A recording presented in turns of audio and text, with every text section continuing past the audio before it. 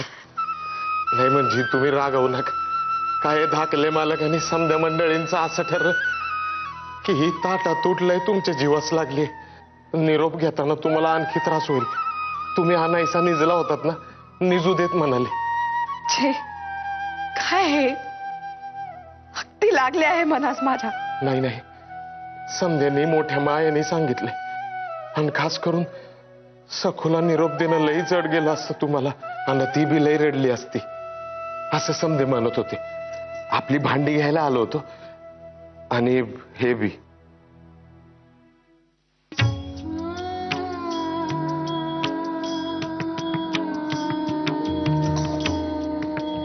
काकूबाई अहो ही बाहुली मी सखूच दिली होती पांडू काका विसरले की काय नाही नाही विसरली नाही माझ्याकडे दिली तुम्हाला द्यायला मला म्हणत होत्या रामा काकू आता एकटी पडल जेव्हा कवा माझी आठवण येईल ना तेव्हा या भावलीला जवळ घ्या म्हणाव सखू भेटली असंच वाटत सखू भेटली असंच वाटत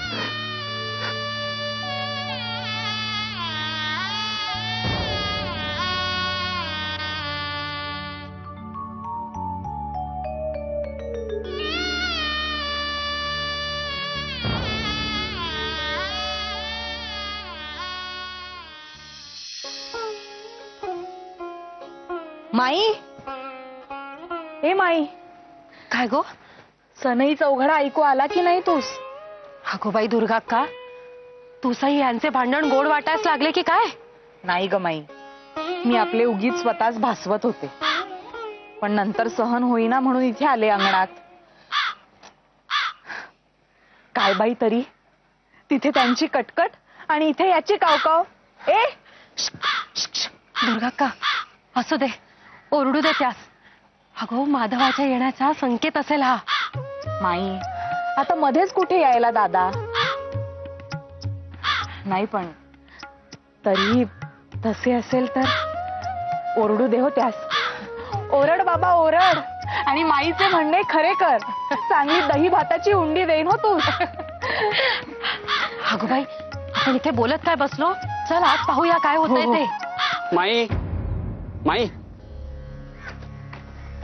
नमस्कार करतो सुखी राहा मी कृष्णाजी ओळखलेत का कृष्णाजी म्हणजे केशव भाऊजींचा मुलगा ना हो हो अगं बाई ओळखले हो ओळखले तूच अरे तुझ्या मुंजीत आलो होतो आम्ही सारे बरे पण असे अचानक कसे येणे केलेस मी सांगलीला जातो ना बऱ्याचदा रावजींकडे हो त्यांचा निरोप घेऊन आलोय त्यांना ताप आलाय 15 दिवस झाले उतरत नाहीये अगं बाई काय काय सांगतोयस काय म्हणजे वैद्यभाऊ म्हणाले काळजीचं काही कारण नाही पण मोरू मामा म्हणाले सगुणा वहिनींना बरोबर घेऊन या बैलगाडी घेऊनच आलोय मी तुमचा काय विचार होतोय ते पहा आणि ठरवा विठू काकाही इथेच असतात ना हो हो मी लगेचच सांगते त्यास तू तू आत ये हा मी गुळपाणी पाठवते आणि स्नान करून घे जेवणाचे होईलच तोवर पटकन ये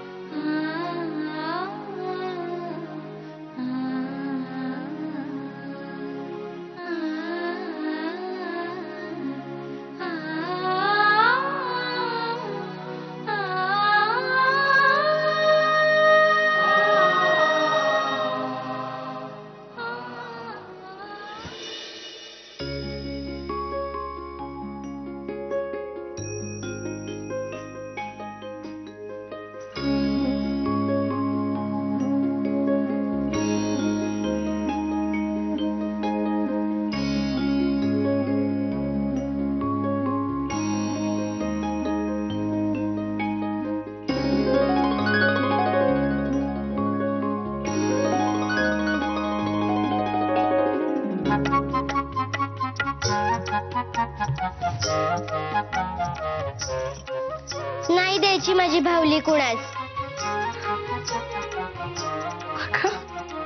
माझी एवढी आवडती भावली आणि चालली होतीस त्या सखूस द्यावयास. अगं मोठी नाही का झाले मी आता. तरी नाही द्यायची माझी भावली कुणास. नशीब त्या सखूने परत केली म्हणून.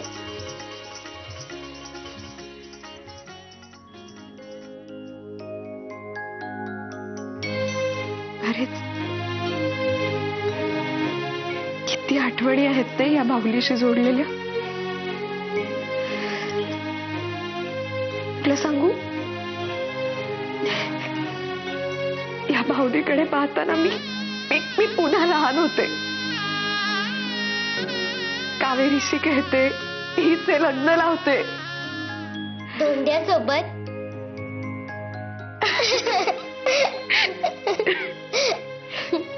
आई सुद्धा कळत नव्हते हो तू. स्वतःना ते धोंडा म्हणाली. ते चांगले आहेत ते. मुळी सुद्धा रागे भरले नव्हते तूच. पण हो, आता जर तू अशी या भावलीशी खेळत बसलीस तर मात्र स्वतः तूच रागे भरतील. हा, मी लहान होते म्हणून मी भावलीशी खेळत होते. मोठ्यांनी नसते काही भावलीशी खेळावयाचे.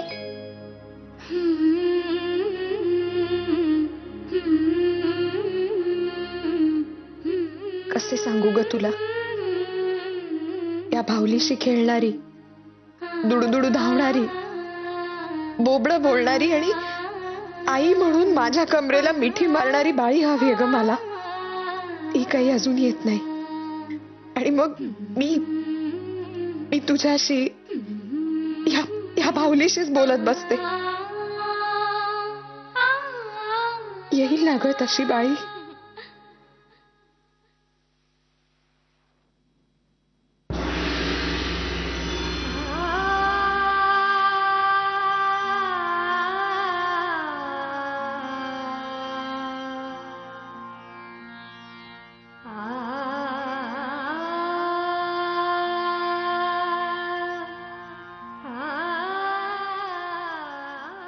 नाही, तुमचा माझ्या बोलण्यावर विश्वास बसायचाच नाही हे मुळी मला ठाऊकच होते. नाही तरीही मुद्दामून सांगितले. नाहीतर नंतर म्हणाल, ताई अगो आधी का नाही सांगितले. म्हणून जे घडले ते एकदाचे सांगून टाकले. नाही ताई, या बाबतीमध्ये तुम्हाला काही सांगू नकोस आणि मी काही ऐकणार देखील नाही. हे काय उगाचच कानफाट्या म्हणायचे आणि बोल लावायचे ते. हे सगळे तुझ्या मनचे खेळ आहेत हो ताई. असे काही घडलेले नसणार, खात्री आहे मला. अगो बाई, मग माझे काय डोके फिरले आहे हा? म्हणून हे सगळे रामायण सांगते. अहो अहो तुम्ही थांबाल का आता भांडायच्या. जरा ऐका माझे. आता काय झाले. सांगलीहून कृष्णाजी आलाय. अगो बाई, काय झाले गो माई. अहो वहिनी, रावजीची तब्येत बिघडलीये. अगो बाई, अगो कुठे आहे तो कृष्णाजी. काय झाले रावजीस. वहिनी अहो घाबरू नका. काळजी करण्यासारखे काही झाले नाहीये. रावजीस ताप आलाय पण औषधे चालू आहेत. पण अशा वेळेला घरातले हक्काचे बाई माणूस हवे म्हणून निदान सगुणेच तरी चांगलीच धाडा असा निरोप घेऊन आलाय तो कृष्णाजी. अगो बाई माई, मला वाटते आम्हीच जावे. इकडच्यांच्या कानावर घातलंय का. ते घरात आहेत का नाही कुणास ठाऊक. मला वाटते ते तुम्ही पहा. पण आपण असे करूया, आपण सगुणेच कृष्णाजी बरोबर धाडूनच देऊ. बरे, मी बाबा सांगून पैशांची व्यवस्था करते. बरे माई, मी इकडच्यांच्या कानावर घालून येते. कसा असेल माझा पोर कुणाच ठाऊक बाई. अगो बाई, कसा असेल बाई माझा पोर. आता उगाच ही माया दाखवायची. पण मी म्हणते काय गो माई, नाही म्हणजे जेव्हा रावजी गेला त्याच वेळी जर सगुणेचही धाडले असते तर काही बिघडले असते का. पण नाही, आपल्या हाताखाली दासी हवी ना. आपले उफराटे बोल ऐकायला हक्काची. या कसल्या जाताय तिथून. सगुणेच जरी धाडले ना तरी खूप झाले हो. मी काय म्हणते पण माई, नाही म्हणजे सगुणे सोबत आपण दुर्गेसही धाडूयात. नाही म्हणजे सगुणेस एकटीने निभावायचे नाही. ही पडली गोगल गाय. सकाळचे औषध रावजीला द्यायला गेली तर संध्याकाळ व्हायची. दुर्गे जा, सांग सगुणेस आणि दोघींनीही जायची तयारी करा. स्वयंपाक होतच आला आहे. कळले. बरे, जा.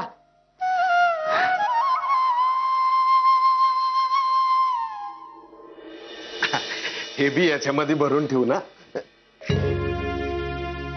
वहिनी साहेब, वहिनी साहेब, नाही एकदम पुतळ्यावानी शांत बसलाय म्हणून विचारलं.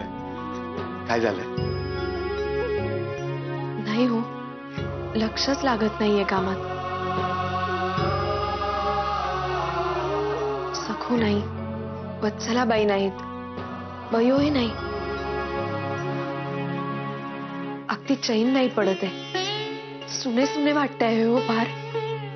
शेजारच्या रिकाम्या खोल्यांकडे तर नजर देखील टाकावीशी वाटत नाहीये. अगदी खरंय तुमचं म्हणणं. अतिशय चांगला शेजार होता बघा. तो शेजार कसला, अगदी घरच्या सारखंच होतं बघा. समज अगदी आल्या दिवसापासून. तुम्हाला सांगू का, मोरेश्वर भाऊसाहेब एकदम सज्जन माणूस बघा.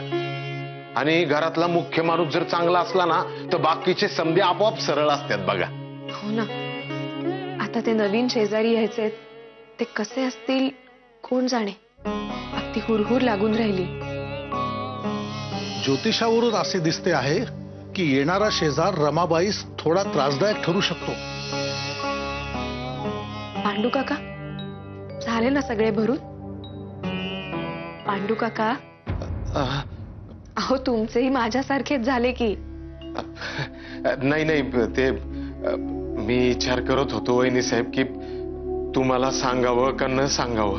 अगं बाई, म्हणजे? नाही म्हणजे वहिनी साहेब, त्याचं असं आहे की मोरेश्वर भाऊसाहेबांनी इथून जायच्या आधी मला एक गोष्ट सांगितली आणि ती तुम्हाला आणि धाकल्या मालकांना सांगू नको असं म्हणाले. अगो बाई, हो काय हे पांडू काका?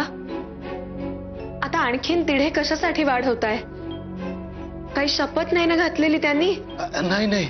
नाही ना, मग झाले तर सांगा पाहू चड्डीशी काय ते. जीवास अगदी घोर लागून राहिलाय माझ्या. अहो घोर लागतोय म्हणूनच नको म्हणाले ते. अहो पण काय ते सांगतच नाही आहात. नाही त्याचं काय वहिनी साहेब, आता जो शेजारी येणार आहे ना आपल्या, त्याचा त्रास होणार आहे आपल्याला असं मोरेश्वर भाऊसाहेब सांगत होते. म्हणजे ग्रहमान परमान. अगो बाई, काय सांगताय काय? देवा, अहो आता ही वेगळीच काळजी म्हणायची. तेच म्हणत होते भाऊसाहेब, तुम्ही काळजी करत बसाल म्हणून.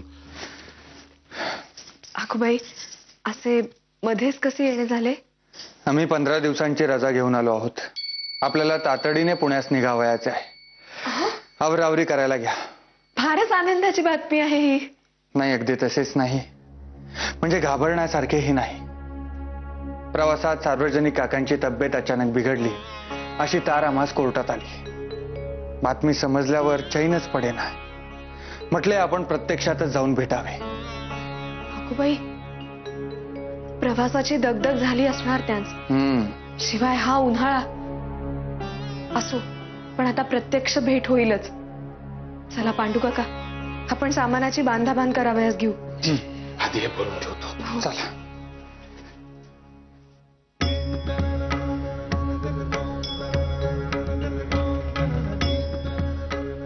नारू, ही सगळी बोचकी व्यवस्थित बैलगाडीत जाऊन ठेवून ये. जा. अहो पण ती सगुणा आहे कुठे? तिची तयारी झाली आहे का? नाही नाही, नवऱ्याच्या आजाराबद्दल ऐकल्यासरशी बैलगाडीतच जाऊन बसली आहे ती. बाई बाई बाई, अगो काय म्हणावे या सगुणेस? अगो मी म्हंटले जरा खाऊन घे, पण बैलगाडीत जी जाऊन बसली ना ती मुली उतरायलाच तयार नाही. अहो घाबरली असेल. इतके काही घाबरायसारखे दुखणे नाही हो, सांगितले कृष्णाजीने सारे. अहो आजाराच नाही, मग तुम्ही जर आयत्या वेळी तिचा सांगलीला जाण्याचा बेत रद्द केला तर काय? ताई म्हणून बैलगाडी धरून बसली होती. सुभद्रा काकू, तुम्ही अजिबात काळजी करू नका. मी फराळाचे घेतले आहे बांधून. वाटेत खायला लावीन मी तिला. बरे, गुणाची आहे हो माझी दुर्गा. अशी काळजी घेते सगळ्यांची, म्हणून तर ताईने तुझी योजना केली जाण्यासाठी. पण ताई, अगो ही काठी कशाला तुझ्या हातात? अहो वहिनी, आता ही काठी म्हणजेच माझी दुर्गा. आजपर्यंत मला आधार देण्यासाठी दुर्गा इथे होती हो, पण आता ही चालली. तुमच्या लेकाच्या सेवेसाठी. मग माझा आधार कोण? तर ही काठी. दुर्गे, नीट सांभाळून जा हो, आणि तिकडची अगदी व्यवस्थित काळजी घे. काय? हो ताई काकू. आणि मोरूवरही लक्ष ठेव. हो, ठेवेन माई. बरे, येते मी. मी येईपर्यंत तुम्ही भांडू नका हा.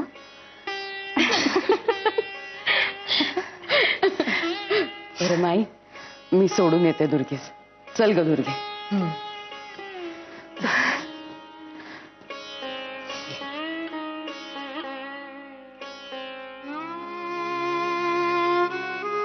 माई, आता एक एक जण घरापासून दूर जाऊ लागले. कसे होणार आता?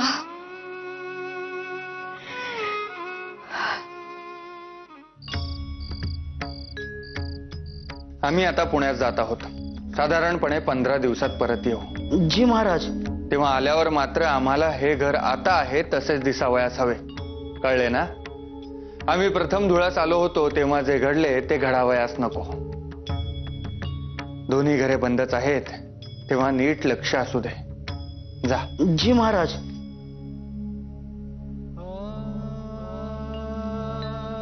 आपण परत आल्यावर शेजारी कोण पाहावयास मिळते आहे कोण जाणे.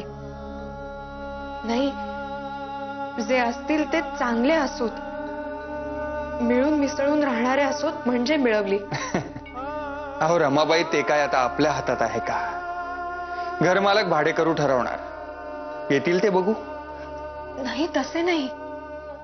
परंतु मोरेश्वरांनी जाताना पांडू काकांस मोठ्या काळजीने सांगितले आहे की येणाऱ्या शेजाऱ्यांकडून त्रास संभवतो असे ग्रहमान दिसते आहे म्हणून. अहो एवढेच ना रमाबाई, आपल्या पुण्यातील घरात जशी भांड्यांना भांडी लागतात तशा ठणठणीत आवाजाच्या 4 बायका असतील झाले. त्या साऱ्यांसमोर तुमच्यासारख्या लहान मुलीचा टिकाव कसा लागावयाचा?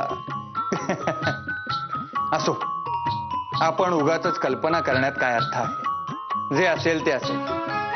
आपण साऱ्यांशी चांगले राहिल्याशी कारण. ते खरेच. बरे, एक गोष्ट सांगावयाची होती. रागावणार नाही ना? रागावण्यासारखे आहे काय? आणि असले नसले तरी मूळ गोष्ट ही सांगावीच लागेल.